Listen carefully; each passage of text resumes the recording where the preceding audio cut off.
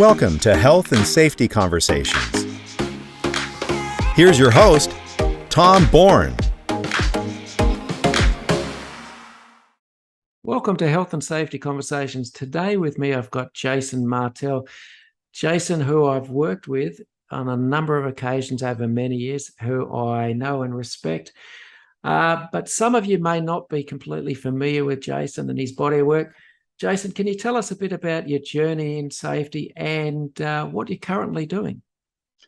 Okay, so currently I'm a trainer and I do a fairly wide suite of safety-based training. So everything from, today I just finished a health and safety rep day one course to, working at heights, confined space, fire, all the way through to rescue type stuff, which is reflective of my background. So I used to be a very long time ago a firefighter in the Air Force, and sort of became a natural progression to move from that space into a health and safety type of thing. So philosophically, I suppose I've finished cleaning up the mess after a mistake's been made. So hopefully we can help people maybe avoid the mistakes in the first place and keep the fireys, drinking coffee and playing volleyball.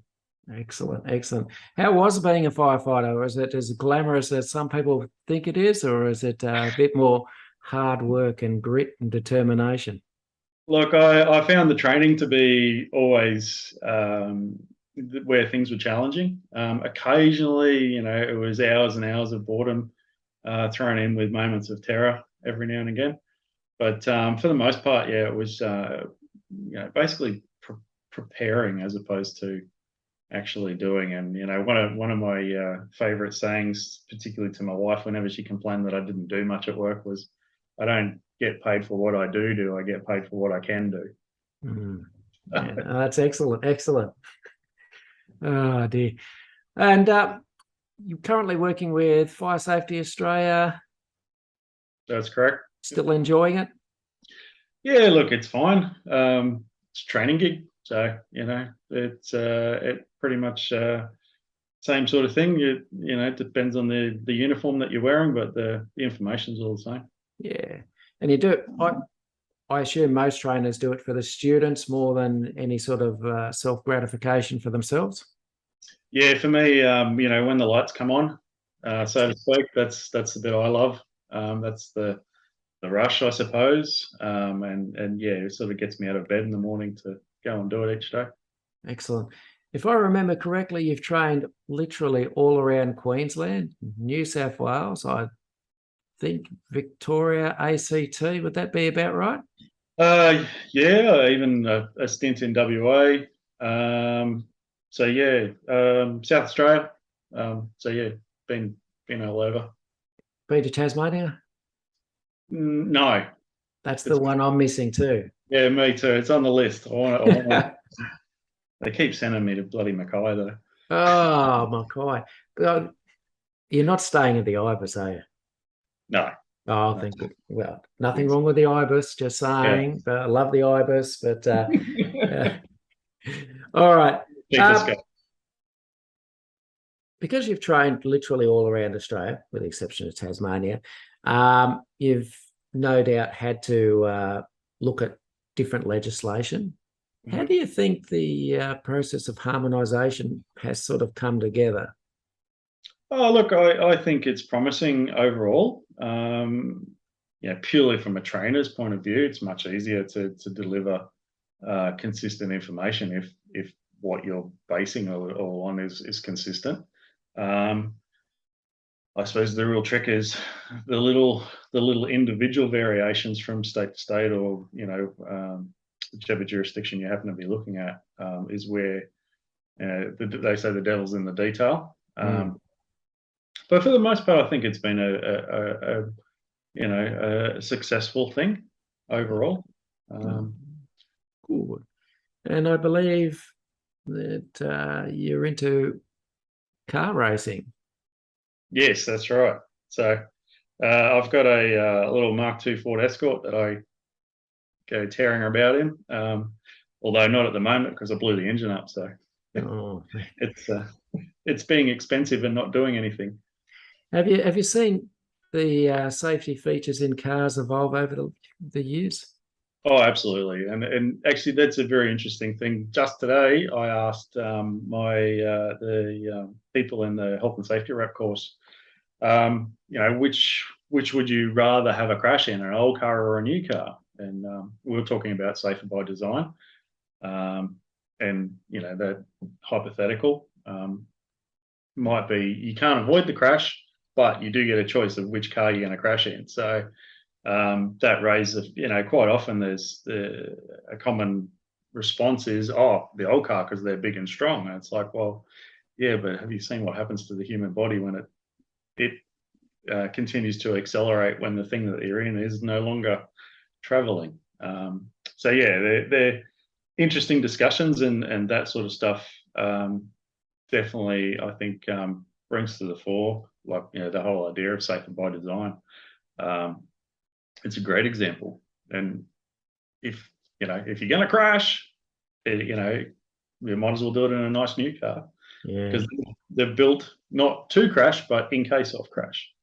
And statistics show that, the people who die are in usually cars that are older and have less safety features than the ones literally straight off the production line. Yeah.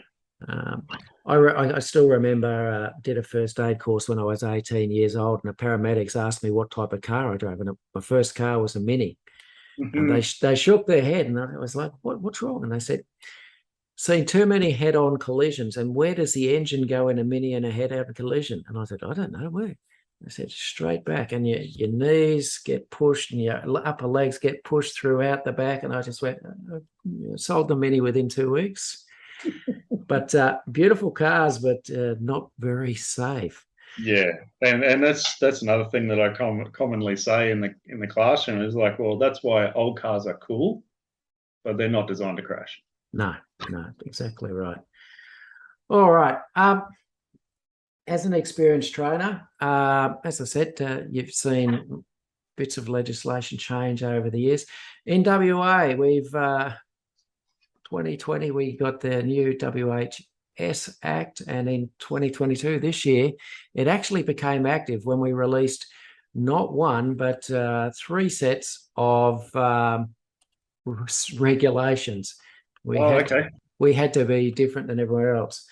But harmonised legislation, with the Act, it's mostly, but there are some special little things that are different than everywhere else. As I said, I think sometimes with harmonisation, each state tries to learn from other states and then tries to almost outdo them, which is not a bad thing, but it just maybe doesn't lead to same type of legislation. Yes. I'm just going to try, and I will just let's see if I can get this screen shared with you. Let's have a look. Okay, can you see that now, Jason? Yeah, that's good. Okay, this is section 26A. Yes, most everyone else has 26, but we have 26A. And the bit I'm interested the most in, because it puts the onus back on safety service providers, is subsection 3, and it says the health and safety service provider must ensure, so far as reasonably practicable, that the WHS services are provided so that any relevant uses of them at or in relation to the workplace of the kind referred into subsection 2B, which is up above, will not put the risk of health and safety of persons who are at the workplace. And it goes on and talks about things like examples. It gives 3 examples. So a safety service provider makes a recommendation on how to eliminate risks, and that recommendation is inadequate. So then that they implement the advice and the risks aren't actually eliminated. To me, that's safety consultants would directly feel that, or maybe people who do auditing. The next one is the testing of plant at a workplace for risks to health and safety fails to identify existing risks, so that when the plant is subsequently operated in reliance on the testing, workers at the workplace are exposed to those risks. So someone's been employed to come in and risk assess a piece of equipment or a process, and they've failed to identify the inherent risks. The workers then are relying on that information and that advice they've been given, and therefore, because the risks haven't been taken into account, they're put at risk. Again, I think safety advisors or safety consultants could be putting themselves in legal jeopardy. And the one that I highlighted there is particularly for those of us in the training game of health and safety. A training course for workers about how they can avoid being exposed to risks to their health and safety is inadequate for that purpose. So when the workers put their training into practice at their workplaces, they're still exposed to the risks. Now, to me, I've seen some examples of great training. I've seen some absolute awesome health and safety training, but I've seen some that I shake my head at. And to be perfectly honest, things high-risk type training, which involves elevated work platforms, confined spaces, work at heights, any of the above, I just don't have the practical skills. But at looking at that, I don't know if I'd want to be training it, because if you deliver training that basically puts a procedure in place or recommends a procedure which then puts someone at risk, or the workers are still exposed to the risk, I think you're directly legally liable. Any thoughts on that? Yeah, look, I suppose the thing that jumps out to me would be you would need to ensure that your training, I suppose, in this context would, satisfy the requirements of things like your codes of practice or Australian standards, that sort of thing. So long as I'd say you're hitting those marks, then the training would have to be considered adequate. Yeah. It is a big can of worms, this one. I think it does open up the opportunity for simply because it's quite ambiguous as well. Well, that's right. And you're asking someone else to judge whether the training that you or some other person has delivered is adequate, or whether the people you've trained, if they use your procedure, are still at risk. But what concerns me with that is that how do they make the judgment of adequate in a legal sense? It's an interesting, or inadequate is the interesting term, I suppose. Yeah, look, to me, it'll be interesting if it ever gets tested. We are still in WA, which perhaps sometimes we're a little bit behind in, let's say, carrying out prosecutions of people at the moment. I see movement on that, and I think things are going to change, but it's just interesting. And for organisations like yours that deliver training across the country, it's something I don't know if has been considered yet, because it is still fairly new. No, I don't think so. There hasn't been any mention of it as of yet. So yeah, definitely a very interesting space. Again, I'd be interested to see where it goes. And if there was a attempted prosecution, how difficult it would be to actually convict someone under those particular laws. They're very ambiguous. I could see it'd be a field day for expert witnesses about the adequacy of training to come in, and lawyers. So, but I think there could be some lay down misères with that, like really poor induction training, or failing to do any training around safe operating procedures for a piece of high risk equipment, for example. Yeah. The old basically verification of competency of people using very heavy or large pieces of machinery. Perhaps that would come in. I think reading between the lines, the intent probably isn't directed at, say, training organisations, because for the most part they're fairly, they cover a subject, particularly nationally recognised stuff. It's very regulated in and of itself anyway.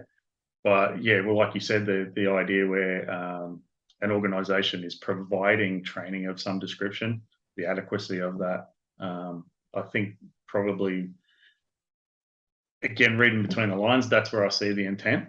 Yeah. I think, for training organisations, it's probably a concern, but I wouldn't think it would be a major concern. Yeah, excellent. Speaking of which, as I said, I don't, and I've never tried to do any sort of high risk training. I'm more of a legislative type person. Can you just, because it's one of those areas that I'm a bit unclear of, and I'm sure a lot of people may be aware of, what are the legal requirements, at least in Queensland, for confined space training and working at heights? Just okay, so as far as I understand it, and things may have changed just recently because there's been a new edition of the Australian standards, particularly for confined space, that I'm aware of. I haven't had a chance to review it yet, but there is new stuff in that space. But as a basic sort of concept, confined space work legally requires a risk assessment process to be conducted, and it has to be, documented and that kind of stuff. Whereas working at heights is, slightly different in that it's not as regulated as such, or the requirements for certain things are not regulated, specifically in regulations. So that's the fundamental difference for me between confined space work or heights work. So looking at those two, they are, there is different requirements, and the confined space stuff is much more strict to ensure that, people know what they're doing if they're working in those sort of environments. Again, I love to talk in analogies when I'm doing training and stuff, and I say to people, well, if you looked inside of a confined space and you're thinking about going in there, and someone was getting chewed by a tiger or something like that, you'd probably go, well, I'm not getting in there because, that's going to ruin my day as well. But if something is wrong with the atmosphere, you may not necessarily know. And the only thing that's going to keep you safe is, what you know, your knowledge. And obviously training forms a important component of that knowledge and understanding of what it is that you're dealing with. So I think legislation is reflective of that, whereas working at heights, it's horses for courses. It depends on the type of work that you're doing as to the different sorts of safety measures that you might take to make that work, in inverted commas, safe. So yeah. I used to hear, because I used to work at an RTO which did a lot of working heights training, and I used to hear some of the participants say that they had to do work at heights training, they had to do refresher work at heights training. But as my understanding was, it's more the fact that the employer has to ensure that for any type of work that they've provided adequate training in order for the workers to do the job safely. And a lot of employers just put their hands up and say, just go and do the course because I'm ticking the box and you're actually getting the correct training and I don't have the time to do it myself. Yeah, that's what I thought too. Yeah. No, it's good to hear. All right. I think we might call it a day, Jace. That's just a quick chat today. Listen, thanks very much for coming on. Thanks very much for sharing your knowledge. Keep up the great job with your students all around Australia, and I will talk to you soon. Thanks, Jason. Great. Thanks, Tom. Thanks for listening to Health and Safety Conversations with Tom Bourne. Until next time, stay safe and enjoy the rest of your week.